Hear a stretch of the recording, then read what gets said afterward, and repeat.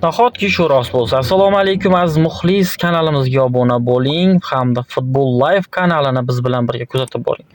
Biz sizga faqat bizga ma'lum bo'lgan voqeani taqdim etamiz. Mart oyining oxirida bo'lib o'tgan mashg'ulotdan so'ng Husanov va Pep Gvardiola o'rtasida keskin tortishuv yuz berdi.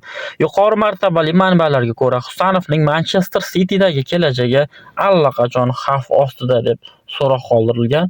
Mart oyining oxiridagi mashg'ulotdan keyin Pep Husanovni quchoqlab, uning mashg'ulotlaridagi va o'yinlardagi harakatlarini maqtadi.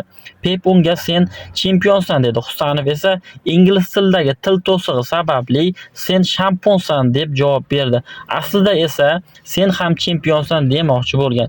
Pep Gvardiola bu so'zning kulgili tomonini ko'rmadi va Husanov uning kalboshini masxara qilyapti deb o'yladi. Ruben Dias vaziyatga aralashib tushuntirishga harakat qildi, chunki Husanovga ingliz tilida gapirish qiyin. Biroq Pep tushunishni istamadi. Albatta bu hazil tariqasida ham chiqarilgan post bo'lishi mumkin. Aziz do'stlar, nima bo'lganda ham Husanovga omad tilab qolamiz va bundan tashqari Eldor Shomurodov ham o'z yurishlarini davom ettirmoqda. Shomurodovning Roma va Veronadagi o'yinida 4-daqiqadagi gol urishi ko'pchilikni hayratlanarli tarzda qabul qilishiga olib keldi va bundan tashqari ushbu o'yinda Roma bahsdan so'ng Eldor jamoasi Silio bilan ajoyib tandem ekanligini ta'kidladi. Shomurodov "Biz zo'r tandemmiz, bir-birimizni o'yin davomida yaxshi tushunamiz. Mana shunday davom etishimiz kerak." Mazkur bahsda aynan hamyurtimizning goliga argentiniyalik futbolchi assistentlik qilgan edi. Aziz do'stlar, kommentariyada o'z fikringizni yozib qoldiring.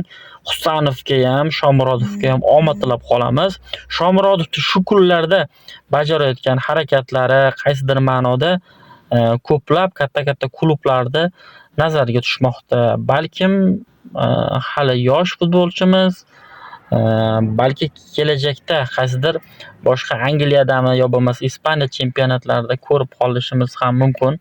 Kommentda o'z fikringizni yozib qoldiring do'stlar. Sog' va salomat bo'ling.